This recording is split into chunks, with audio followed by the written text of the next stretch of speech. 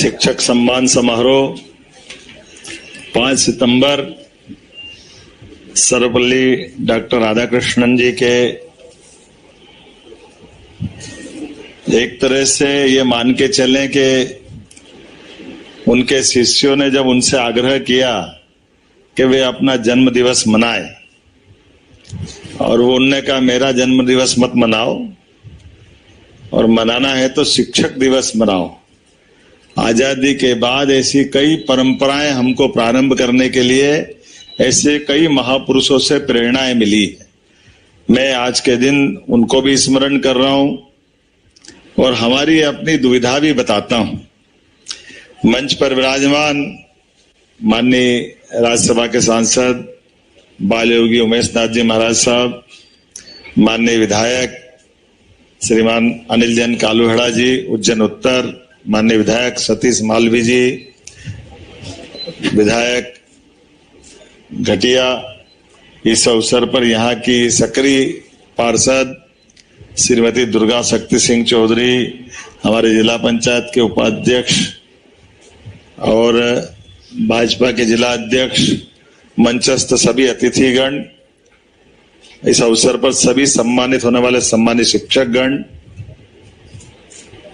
बड़ी संख्या में सभी उपस्थित आगंतुक अतिथिगण, अधिकारीगण, पत्रकार साथियों, बोली भाषा इसका क्रमशः विकास होता जाता है। अभी मैं प्रश्न अगर उठाऊं कि बोली से भाषा में आने के लिए जब बोली भाषा में बदलती है तो भाषा से बोली का विकास, जैसे हिंदी का विकास, अगर हम इसके अतीत में जाएं तो 1000 साल का हमारे हिंदी का विकास हुआ है। और हिंदी की मात्र भाषा अगर पकड़े तो संस्कृत है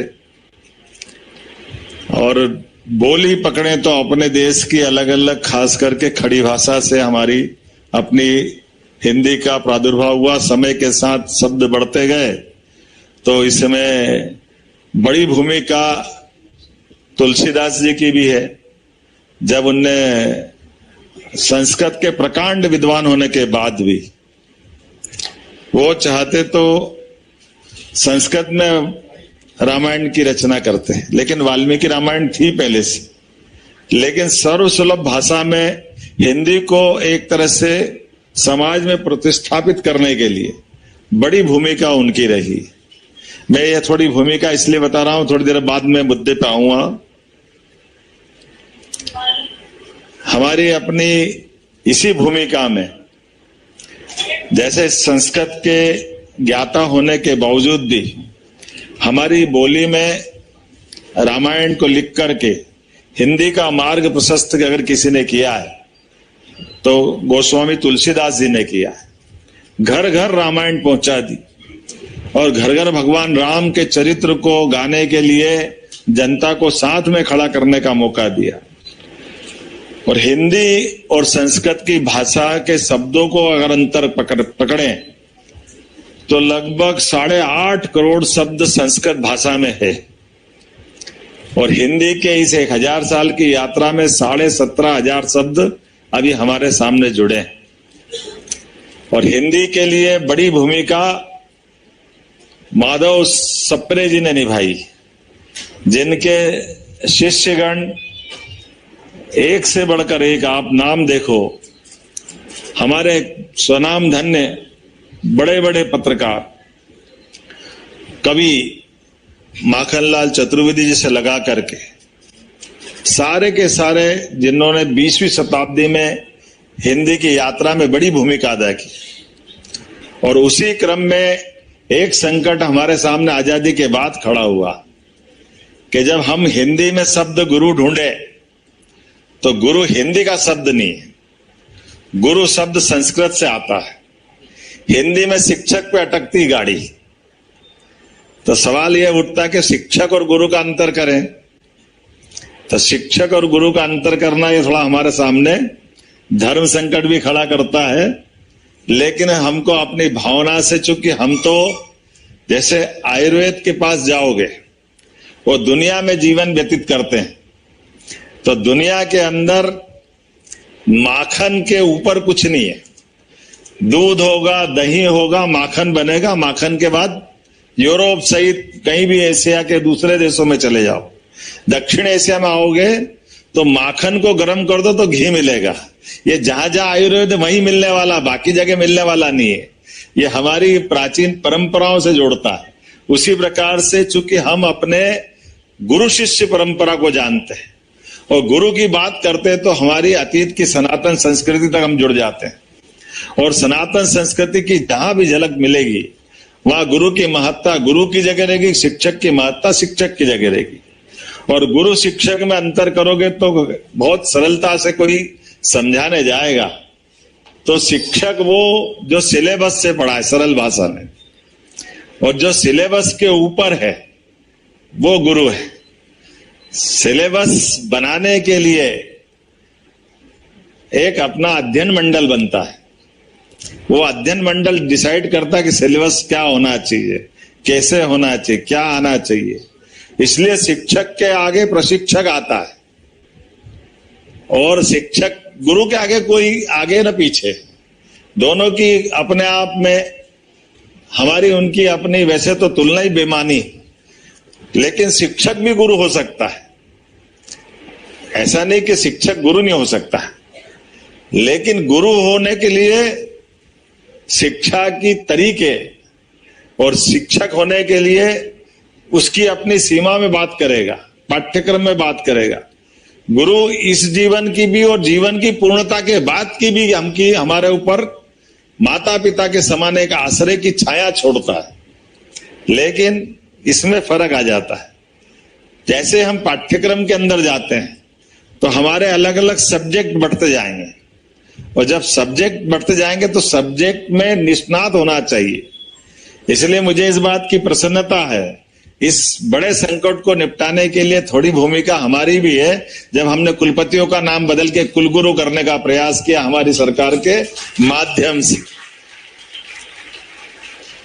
कि गुरु की बात करते ही गुरु से हमने अगर संधि विच्छेद में अर्थ संस्कृत में भी समझने का प्रयास करेंगे तो जो अंधेरे से प्रकाश की ओर ले जाने वाला है उसका मतलब गुरु है। गुरु कोई कर्मकांड के आधार पर नहीं बोलते, और इसीलिए हम उनकी भूमिका तलाशते हैं।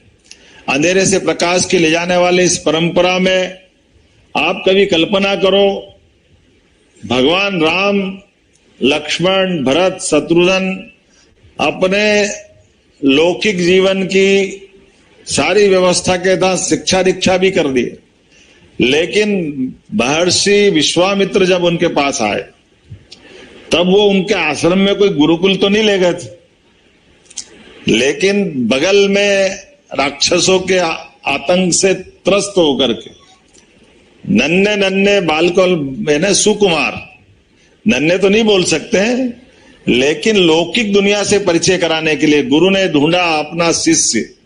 ये उसी प्रकार से जैसे परमहंस जी ने विवेकानंद को ढूंढा था, विवेकानंद की जिज्ञासा को शांत किया।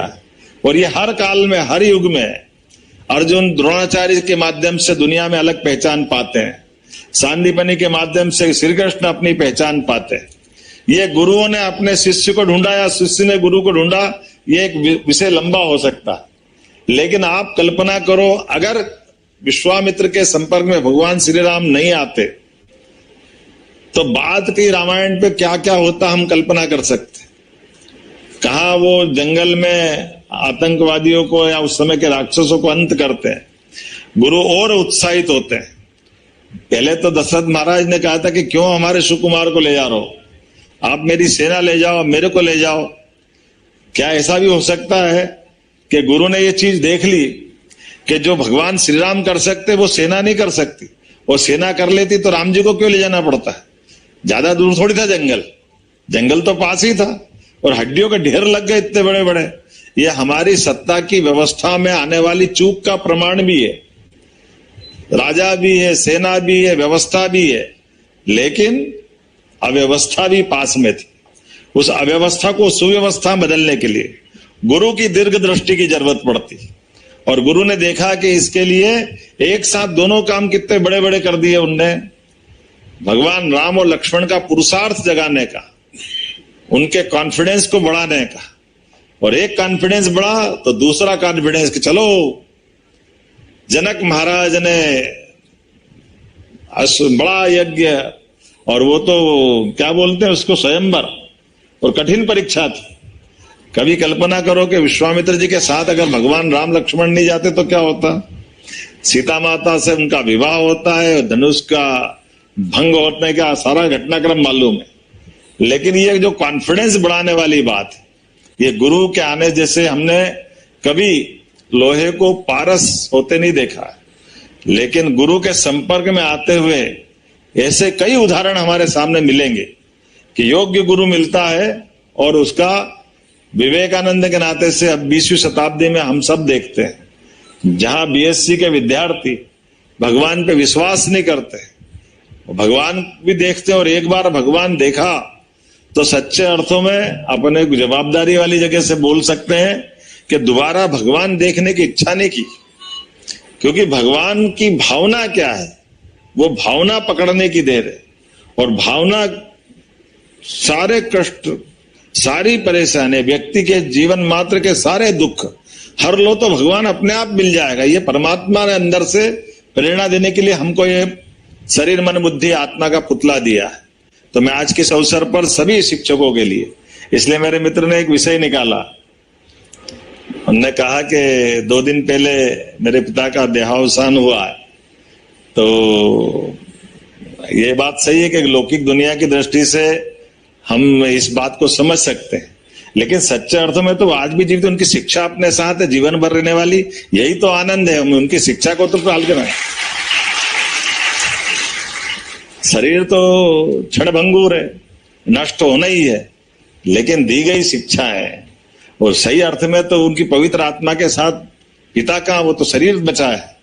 और शरीर के लिए हमको कब तक इन सारी व्यवस्था को रोकना। जब हम शपथ लेते तो सत्य मार्ग के साथ समय का सदुपयोग करने की बात भी करते हैं, और वो समूचा निचोड़ इसी में आता है। जो जवाबदारी मिले उस जवाबदारी में डूब करके काम करो। मैं आज के इस अवसर पर सभी सम्मानित होने वाले शिक्षकों के प्रति भी मेरी शब्द भावना देता हूँ, शुभकामना देता हूँ। आपने उत्कृष्ट कार्य किया, आपने अपने उत्तरदायित्व का निर्वहन किया अलग अलग प्रकार से। आप सबको बहुत बहुत बधाई, बहुत बहुत धन्यवाद। नव दिशा नव जागरण किया समय सत्कार। आप पधारे शिक्षक सम्मान समारोह में, बहुत बहुत आभार। आभार का प्रकटीकरण देवत्व है, मनुष्यत्व है, आर्यत्व है। आभार प्रदर्शन के लिए श्री गिरीश तिवारी जी। इसके बाद श्रद्धांजलि, मौन श्रद्धांजलि होगी। सभी यहाँ उपस्थित रहें।